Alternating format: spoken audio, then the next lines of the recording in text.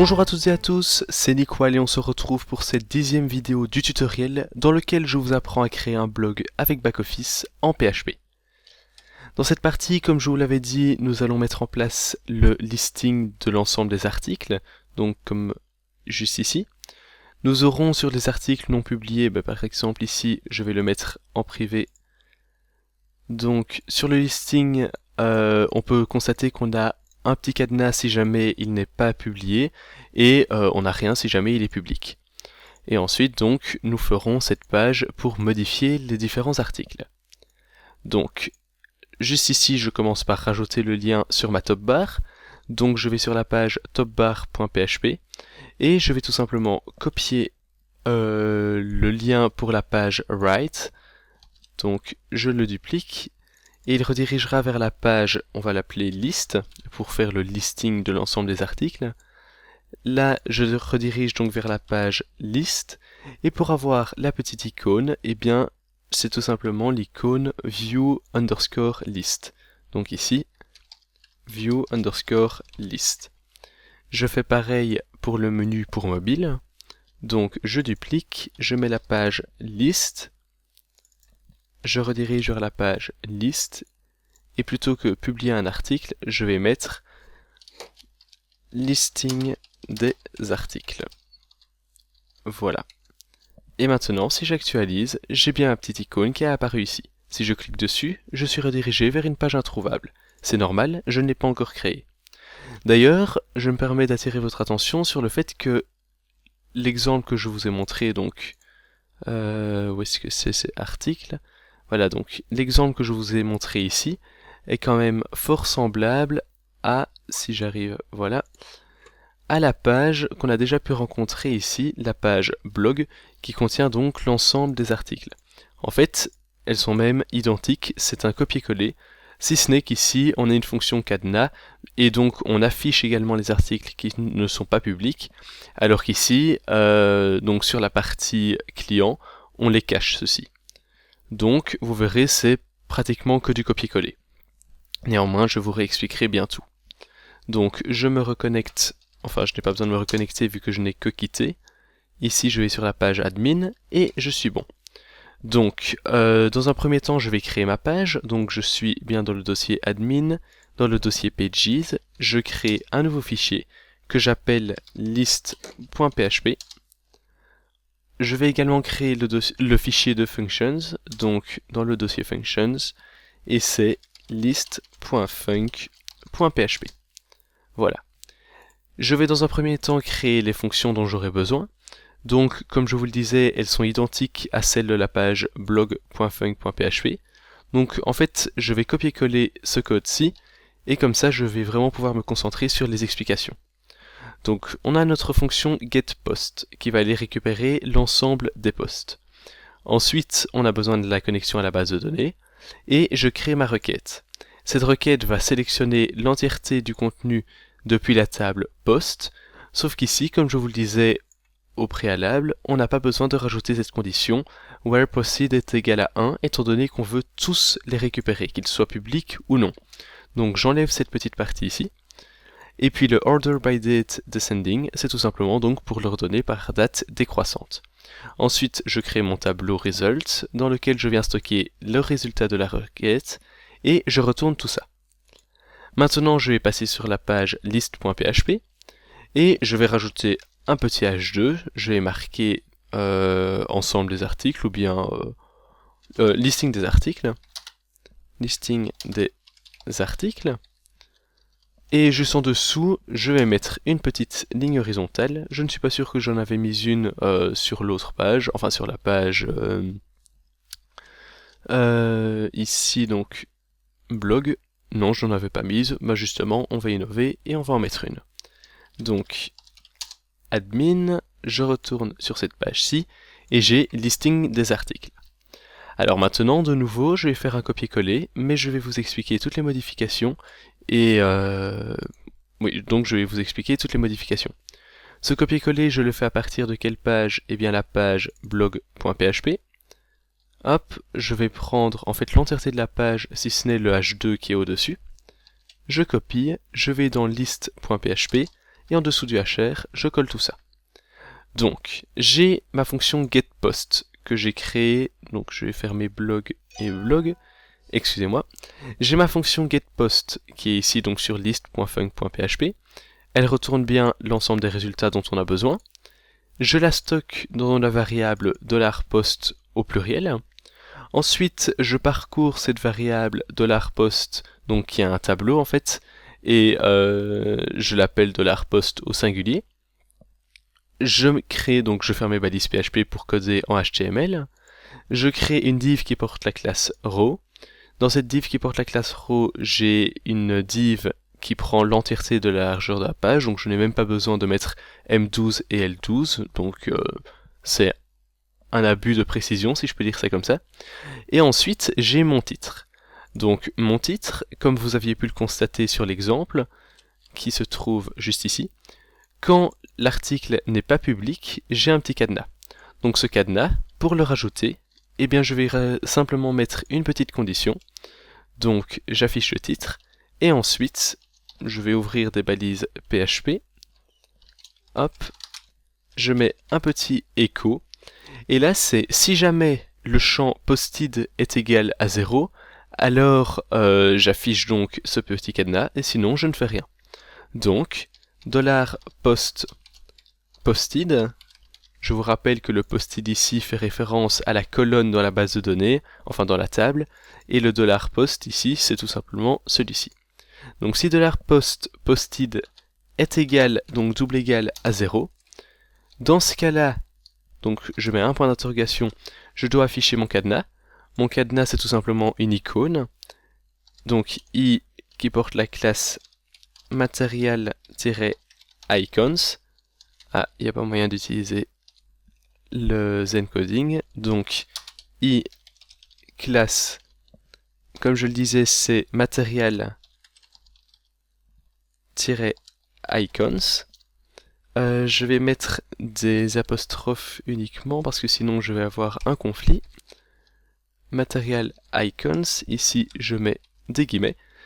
À l'intérieur de ce i qui porte la classe material icons, je vais mettre un lock qui correspond tout simplement à l'icône. Et ensuite, donc si jamais c'est égal à 1, donc ce n'est pas égal à 0, eh bien je n'affiche rien. Donc des guillemets vides. Et si maintenant j'actualise, j'ai bien donc l'ensemble de mes articles. On peut constater que l'image n'est pas là, c'est normal. Donc j'ai l'ensemble de mes articles et ceux qui sont en privé, il y en a apparemment 3, 1, 2 et 3, et bien ils ont un petit cadenas. Je peux voir ça en base de données, donc sur ma table post, ici, je dois en avoir 1, 2 et 3 qui sont en posted égale 0. Je vais d'ailleurs un peu zoomer pour qu'on les voit mieux. Un ici, un là et un là. Voilà. Donc maintenant, on va s'attaquer à l'image qui apparemment a un problème. Et je vais donc, cette image, eh bien, utiliser le bon chemin d'accès.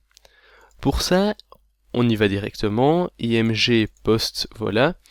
Eh bien, le problème, étant donné qu'on est dans le dossier admin, c'est que on est un dossier trop haut en fait. On doit sortir du dossier admin, et puis on peut aller dans ce dossier img.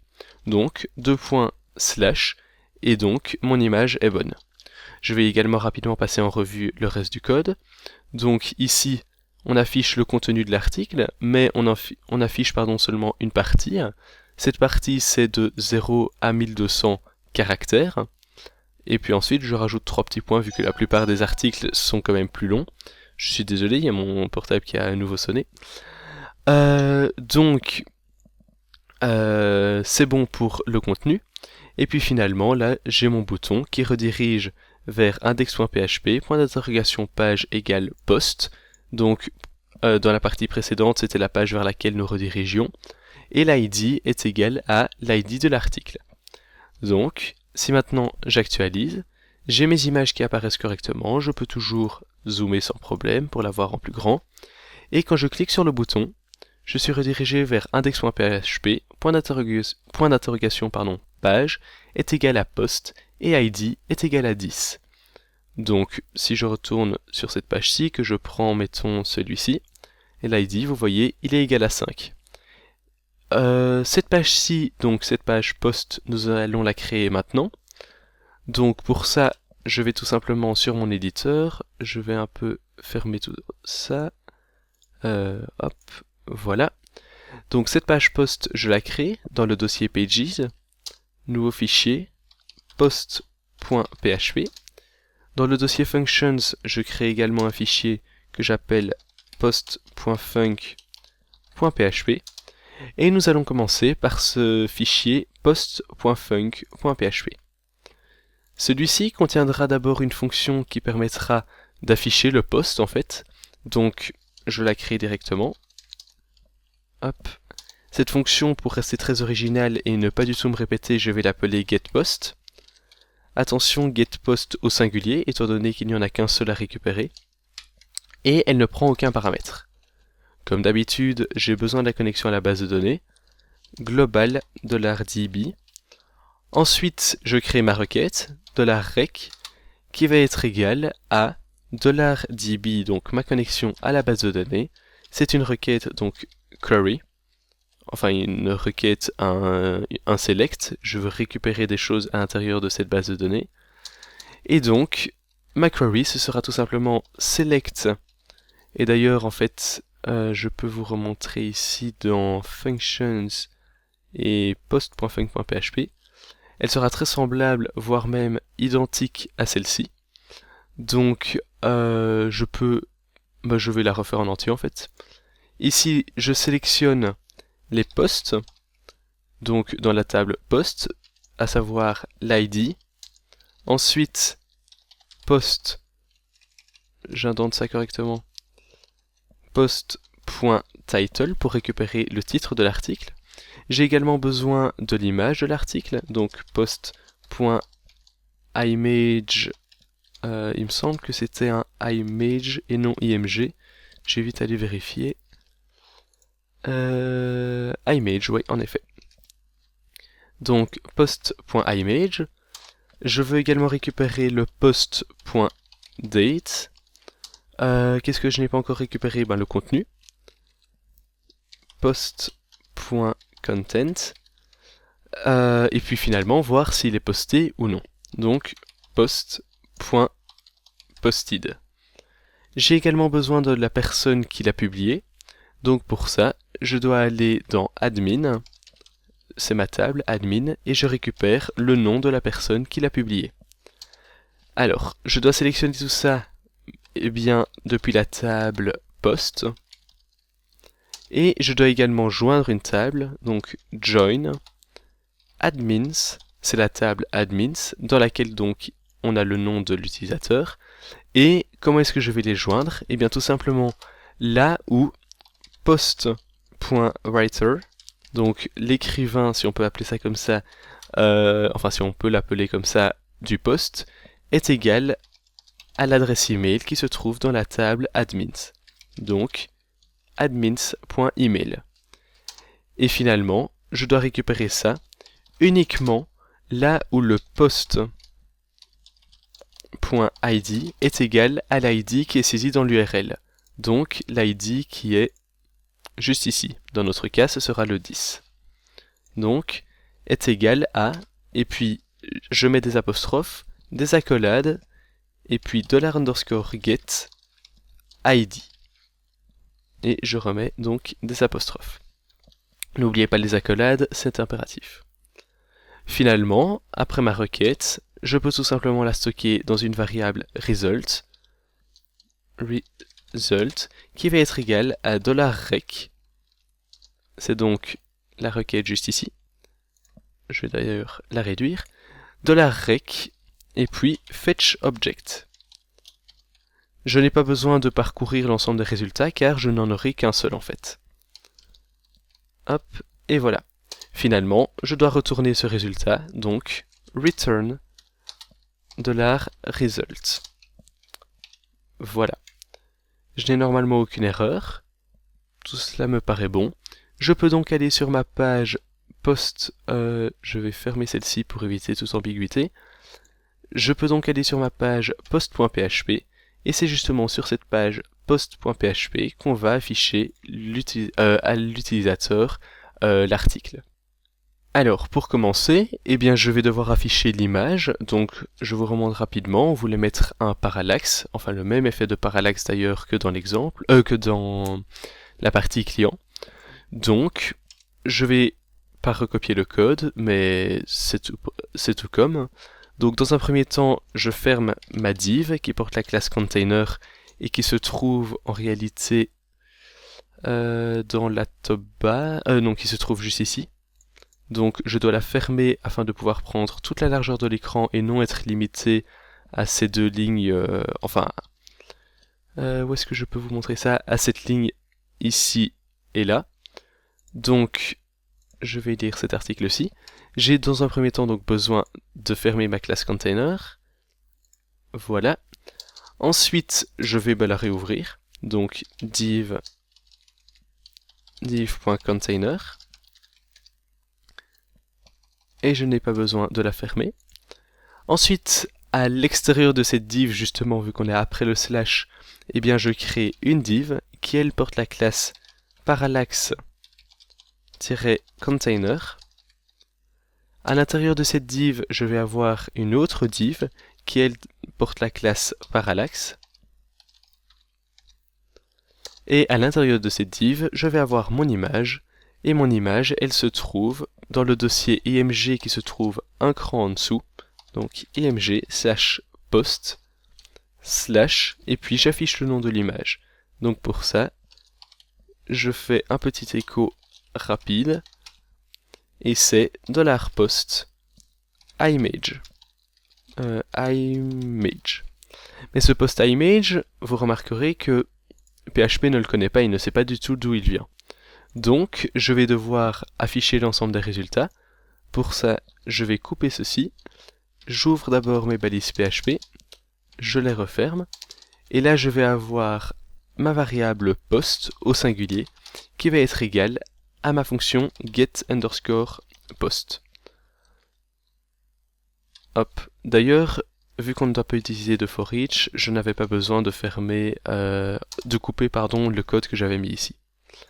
Donc, voilà. Maintenant, PHP comprend d'où vient cette variable $post.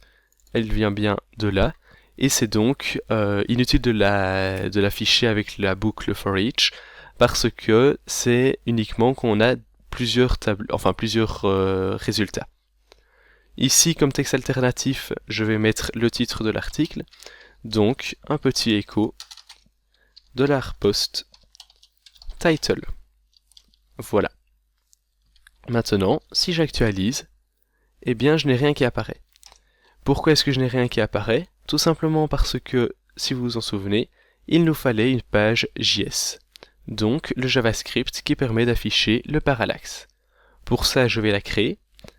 Donc dans mon dossier JS, je crée un nouveau fichier. Ce fichier, je l'appelle post.func.js. Je vous rappelle qu'automatiquement, il est inclus car ici sur la page index, on a cette petite fonction là, qui n'est même pas une fonction, cette petite condition qui vérifie justement s'il faut l'inclure ou pas. C'est en fait une sorte d'autoloader.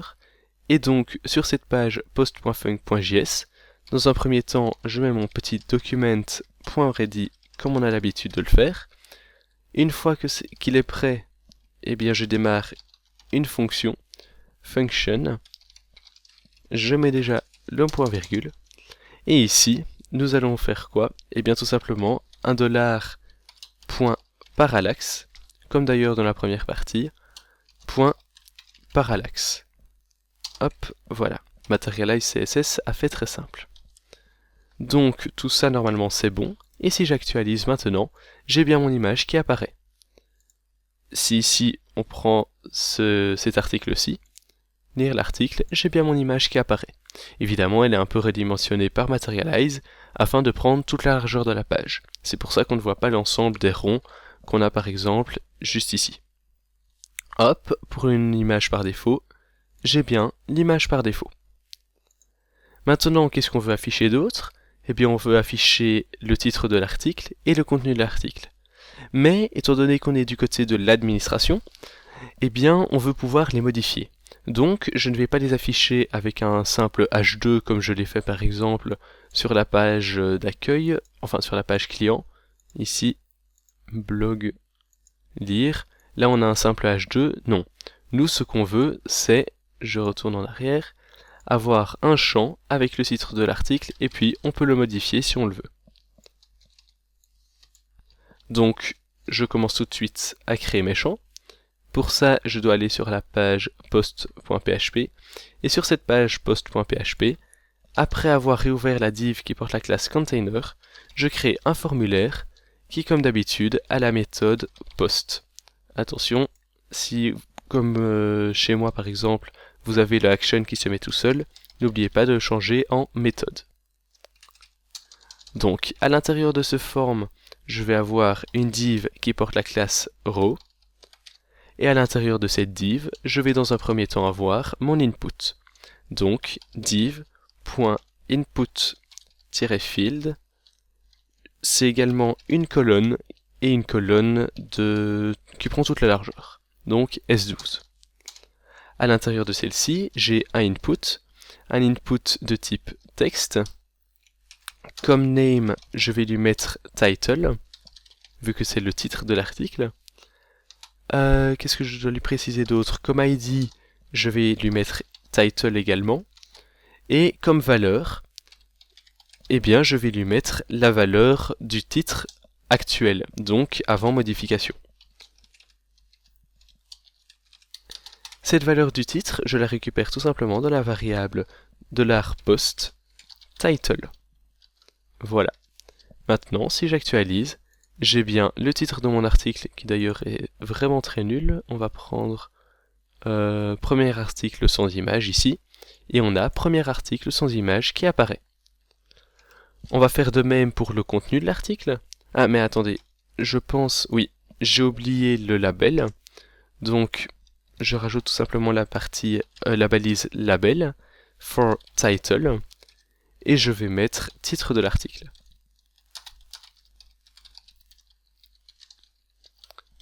Maintenant, si j'actualise, j'ai mon label qui est là juste au-dessus. Ensuite donc, comme je vous le disais juste avant, on va faire pareil pour la partie du contenu. Donc une div qui porte la classe input-field, une classe, enfin qui porte également la classe call et la classe S12. À l'intérieur de celle-ci, j'ai mon text area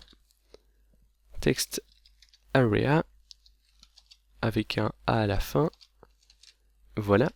Et à l'intérieur de cette div, je vais avoir donc de cette div, qu'est-ce que je raconte? Dans ce text area, je vais avoir l'id content. Je vais également lui mettre un name qui va être égal à content. Je vais lui mettre la classe qui est indispensable donc pour les text area et qui est materialize-textarea. Et finalement, pour la valeur, donc il n'y a pas d'attribut value, mais à l'intérieur de cette balise, vu que c'est une balise qui n'est pas seule, donc elle doit être fermée, eh bien je peux mettre le contenu. Donc là, j'affiche tout simplement $post content. Alors, de la même façon, comme je le fais d'habitude, je rajoute la fonction unl2br qui permet d'avoir les retours à la ligne. Je n'oublie pas cette fois-ci le label for content, et je vais mettre contenu de l'article.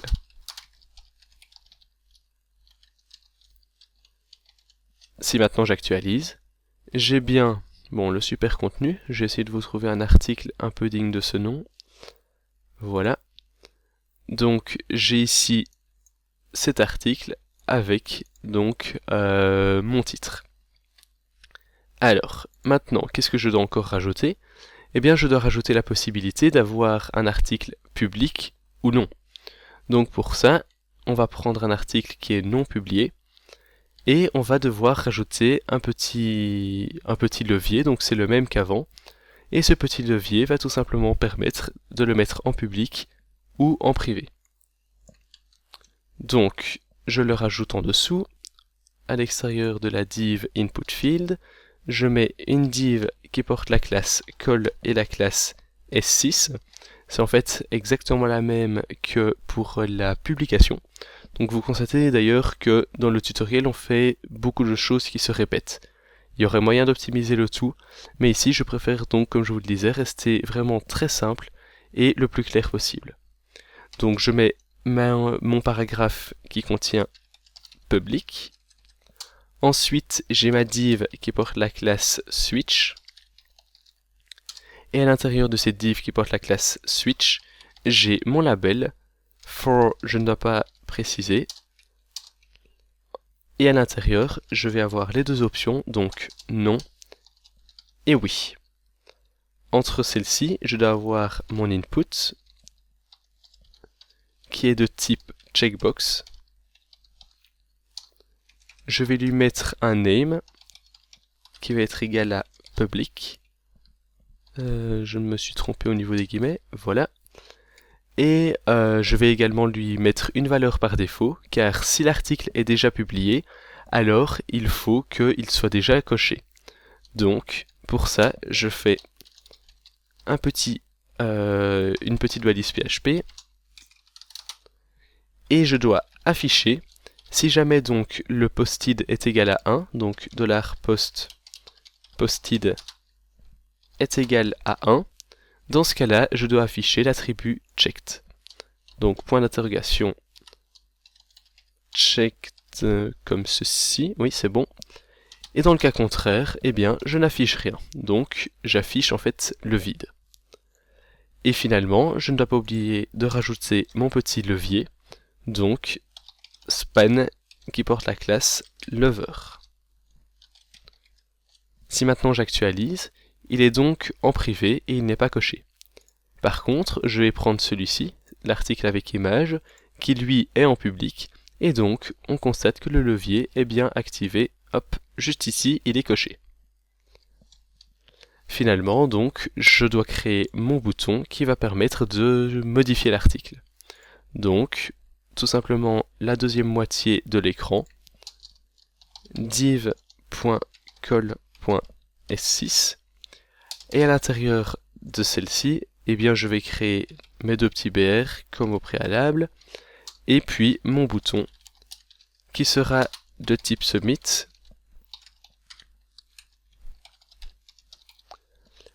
Je vais lui mettre la classe button pour que ce soit, enfin btn pour que ce soit un bouton, et je vais lui mettre comme nom name égale submit. La valeur de ce bouton, ce sera modifier l'article. Évidemment, je n'oublie pas, comme dans la partie précédente, le right align pour qu'il soit aligné correctement. Et si maintenant j'actualise, si j'y arrive, voilà, j'ai bien mon bouton modifier l'article qui soumet le formulaire. Dans la partie suivante, nous nous occuperons justement de la modification de cet article en fonction de ce qui a été écrit ici dans les champs. Avec tout ce qu'on a déjà fait au préalable, donc la publication, l'affichage, etc., vous devez être capable de le faire. Donc vous pouvez déjà essayer, et puis la semaine prochaine, donc le samedi à 17 h, vous aurez donc la solution et vous pourrez voir alors si vous avez fait comme moi, ou bien si vous avez certaines choses qui sont différentes. Donc pour la solution, on se retrouve la semaine prochaine. Sur ce, je vous remercie d'avoir suivi ce tutoriel. Je vous dis à la semaine prochaine. Si vous avez des questions, le forum de mon site est toujours là. Qu'est-ce que je voulais dire d'autre? Si ça vous a plu, n'hésitez pas à laisser un petit j'aime. Et pour pouvoir me suivre et voir l'ensemble des tutoriels et être donc notifié, n'hésitez pas à vous abonner et à cocher la notification. Sur ce, merci encore et je vous dis à samedi prochain. Salut à tous!